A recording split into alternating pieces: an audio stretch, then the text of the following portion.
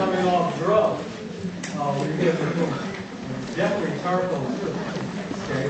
And drug withdrawal is a big feature, should be a feature of your practice. Okay?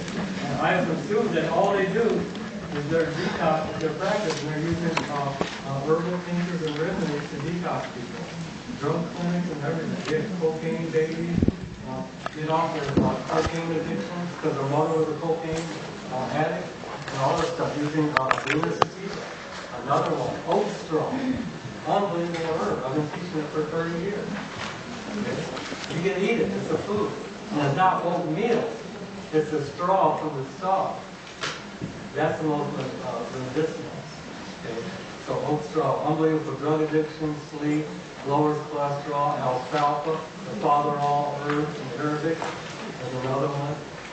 So, and they're all, homeopathic herbs. Okay. Only one that wasn't there so far was the focus. Yes. Last question. I was a bit confused about. So when you work with the patient, obviously you're using various things to detox the system. You're using activated charcoal, whatever. And you're using these either herbally or in low dosages that can carry physiological levels.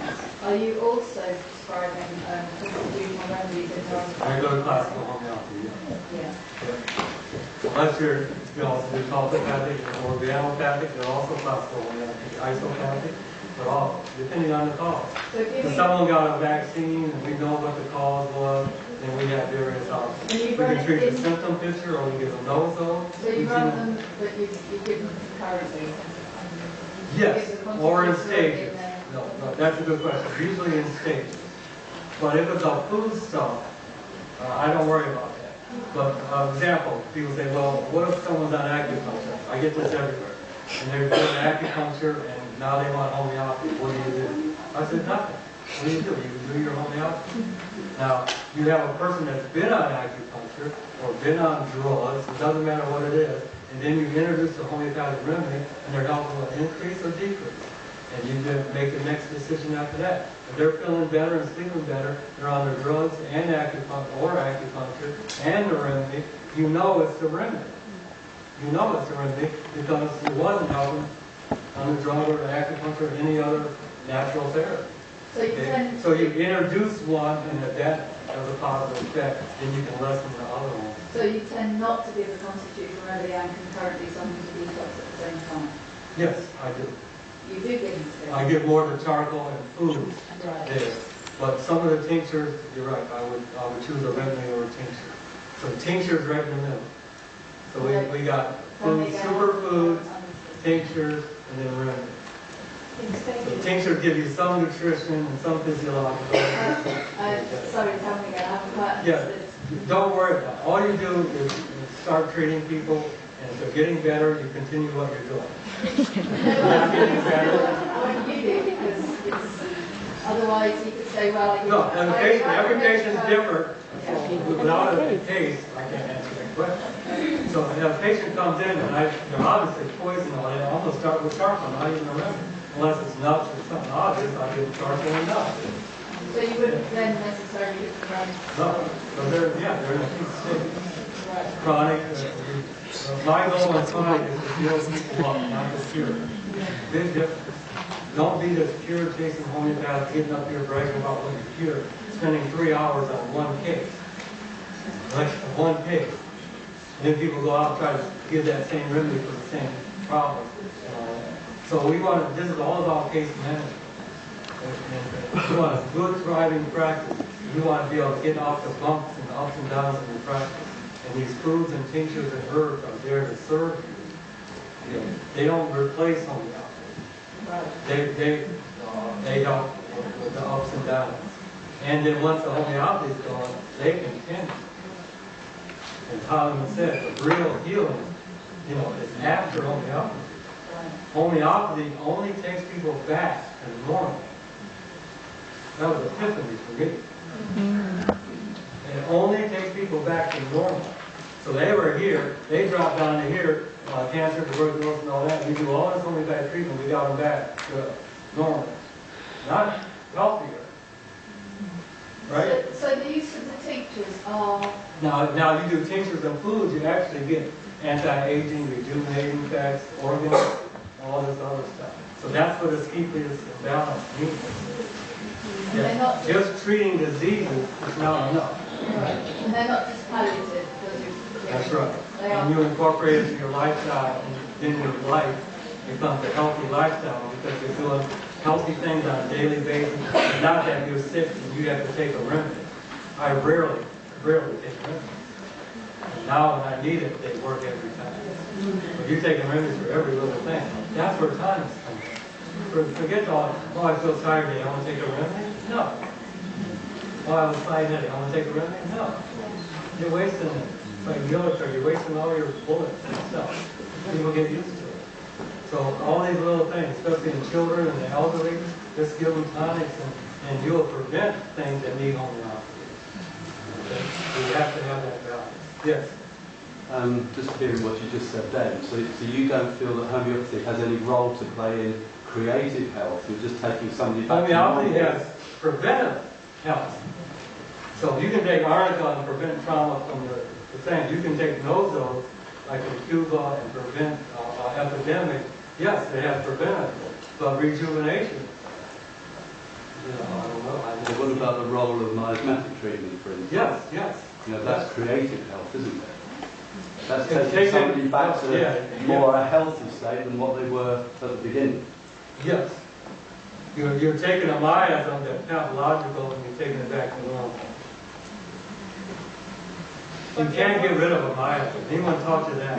Totally wrong. Miasm is part of who we are. Our genetic constitutions are genetics from our parents.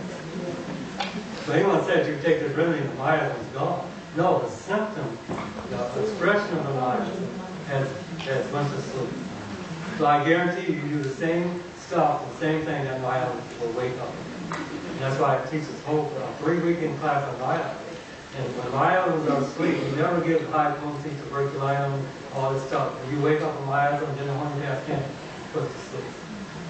Miasms are tendencies toward disease. So if you read susceptibility toward disease, okay, groups of disease, and we can treat that susceptibility and take it back to normal. Okay. So I haven't seen anyone take a remedy and rejuvenate themselves. That's my only point. I think you're Foods talking do about, that. Herbs do that. talking about energy and the physical body, and they work in different ways, Yes. complementary. Yes. And if we ignore the physical body, we're as worse as the allopaths ignoring the psychology. We're just as bad. You're not a deep, powerful homeopath because you go deep into the case and spend hours analyzing. No, that means you're a complicated intellectual. That's what it means. And don't let teachers teach fear. If you don't do it this way, you're going to miss something. I see that. You miss up the case, you do this and that. That's a joke. That's a way to control the student's mind. You got to teach people how to do it themselves. You know, we're not comfortable with our own remedies. We're in the wrong business. And that's why I use lower potency, and all the questions are answered by the patient. Not by the books, or by the teacher. So I give Dolisos to Parkinson patients, they get better. What can I say? With or without itching, I just want to see if it works. You don't know until you get it. Okay? We're not into speculation. And the same with the tonics. Okay, I'm going to do this one real quick. But there's several groups in Africa, and I want to make you aware of some of these remedies that are growing right in Africa near the homeopathic charities.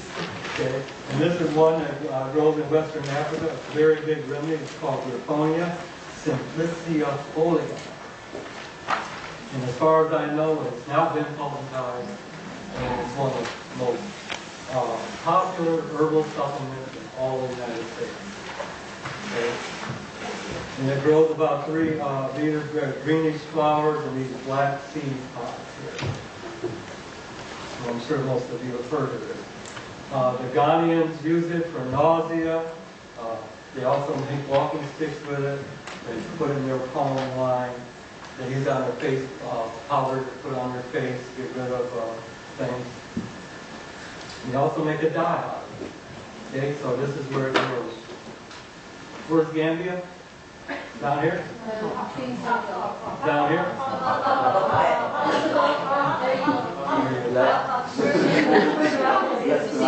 Other side of Nigeria.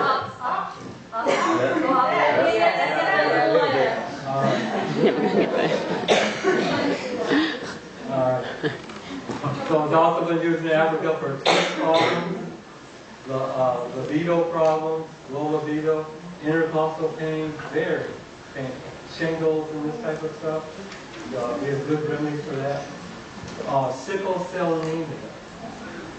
That's another one people should be aware of. There's herbs right in Africa for sickle cell anemia. Constipation, also good for wound, eye drops, all this type of stuff. It's also an insecticide. Okay? So we look at that, and that gives us hints of what it's good for. Then we look at the research. Okay? And it contains 5-hydroxytryptophan, which is commonly known as 5-HTP. Are people familiar with that? Yeah. Very popular. And this is where it comes from. Okay? And when people read the label, you think it's just a synthesized form of tryptophan. But no, it's from a herbal plant. You can buy this to powder. I have some of the seeds. These are the planted the seeds. One of our students or friends is in Ghana growing moringa plants and then treating the people. And they send us some of the seeds. Okay. Full of brain activating chemicals. Okay. And especially, it helps the body with serotonin. Serotonin and dopamine, you read up on that, and both of them coincide. The whole spectrum of psychiatric problems. How your dopamine, serotonin, melatonin does is how you experience life. We talk about stress and emotional things. What does grief do? It upsets this stuff. Okay? So while we're treating it with nature mirror, we can get raw cacao, raw chocolate, and a person's mood increases too. So there's food that nourish the organ or the tissue or the person that has the problem that we're treating homeopathically.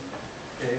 So serotonin's a big one, and the tryptophan are big ones, and natural all levels. And they're not xenobiotics because it's in nature and naturally formed in doses. And it's combined with all these other minerals and chemicals.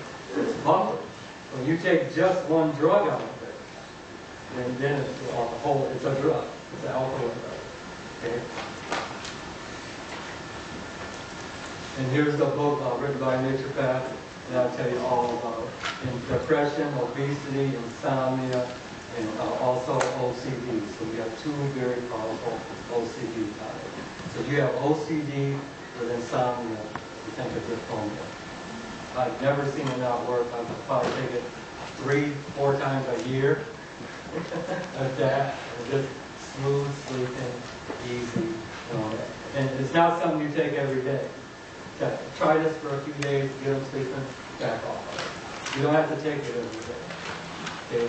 We're taking this one, look different from Lacuna and Bacopa. Bacopa, every day as a food, as a green, as a tea, and your green tea every day, and that. But Lacuna is more therapeutic. This is like an acute for jet lag, insomnia, and this type of stuff. Obesity, it helps lessen food craving, and all that's really good. Overweight people that crave sugar and carbohydrates and all this. With bouts of depression, frequent headaches, and vague muscle aching. I mean, that's a typical person walking a clinic. And I talk to them, and it's because they're not sleeping. These are all the common symptoms of poor sleep. Okay? And you can spend all your time trying to understand what the symptoms mean or this and that. But after all these years of this, I just get them sleep, all these symptoms disappear. You must perceive what has to be clear. Sleep is essential to life as water is air. Okay? So how do you get them to sleep? Give them 5-HTP. Well, you said you just give this, I mean, my mom claims she hasn't really slept for 30 years. Yeah.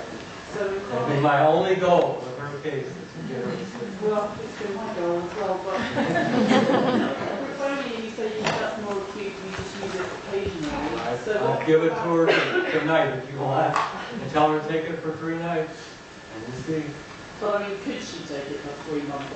3 nights. No, I know you did, but like, if that didn't, can you take it long-term? You're only, it's called a pro. That's what we do, we pro. You give it for 3 or 4 nights, and best sleep she ever had. Then you can back off, if the insomnia is coming back again, you give it a few more times. All you're doing is resetting the cycle. And then once it's reset, you back off. You keep giving it, then they're dependent on that. This is not addictive, but you don't want to, you just want to reset the cycle. We use homeopathic melatonin and all that, and I had so many aggravations from it, 6 feet. I backed up using it. It's so potent of a remedy. Similar to carcinosis. This one similar to carcinosis too. Yes. Do you ever find that the 5-HTP doesn't work on everyone? Like some people Yes. get worse sleep. That's everything. Right? Yeah, everything doesn't work on everyone. Because Yes, I took it and it just woke me up more. yes, you've seen that. What will be the dose for the children? I just followed directions on the bottle, cut the dose in half, or used to say the children's dose. Don't know how big the pills are, I don't know how they make it. Okay. But yes, that's like trying a remedy, it didn't work. That doesn't mean homeopathy doesn't work. No, that means you try a cocoa, or you try Venus sativa is my other big one for insomnia.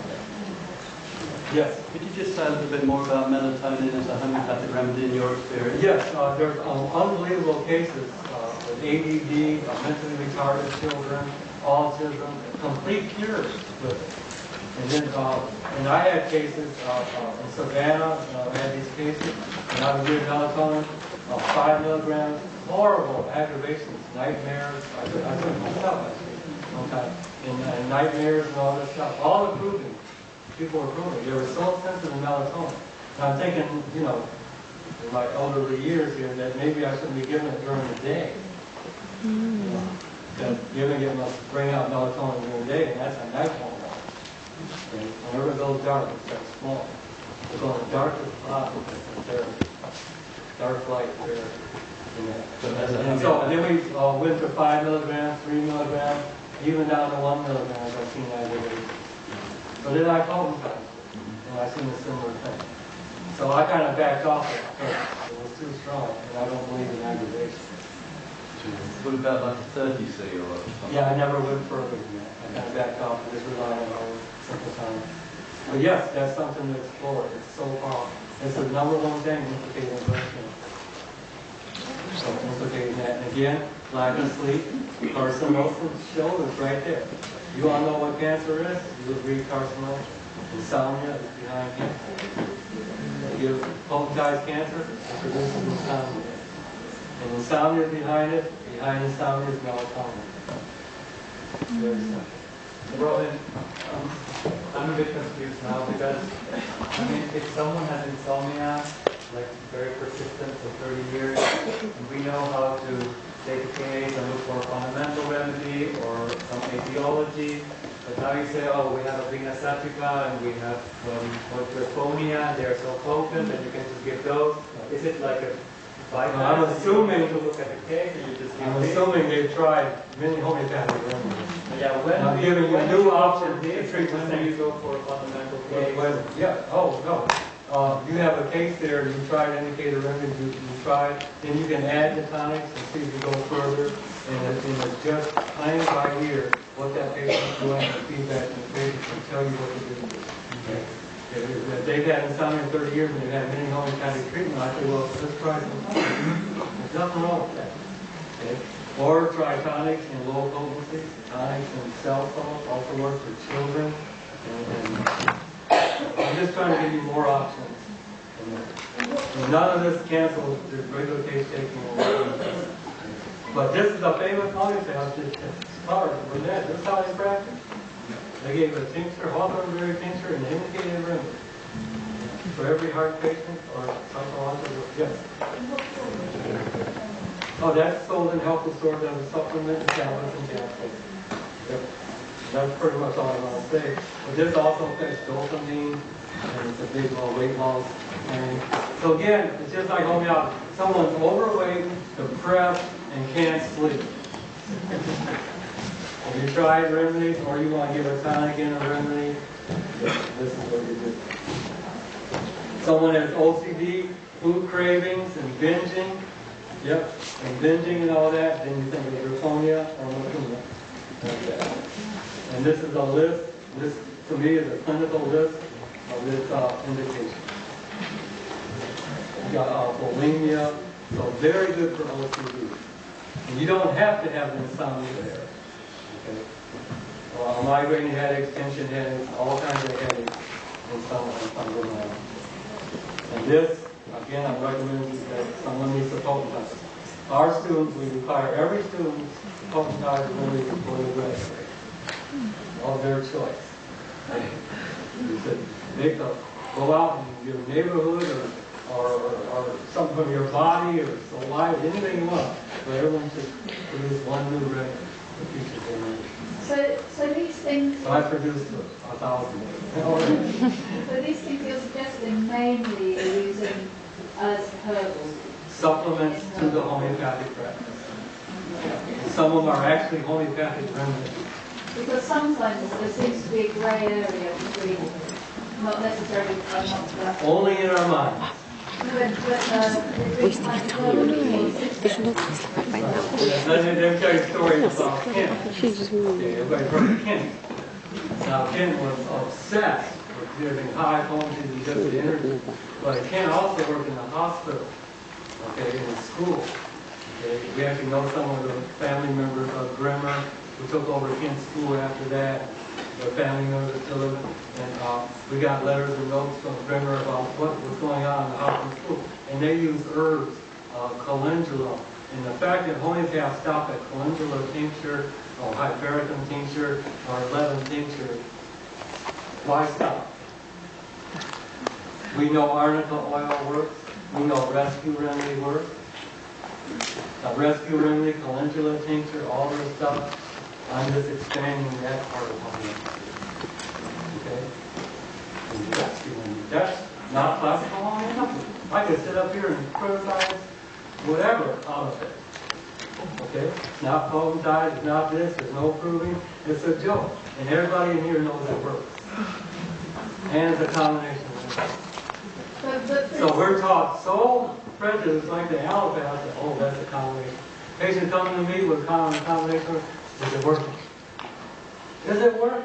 Oh, you don't want to take that. We got better remedies. We want to take your whole, is it working? My first question. I want their perspective on that.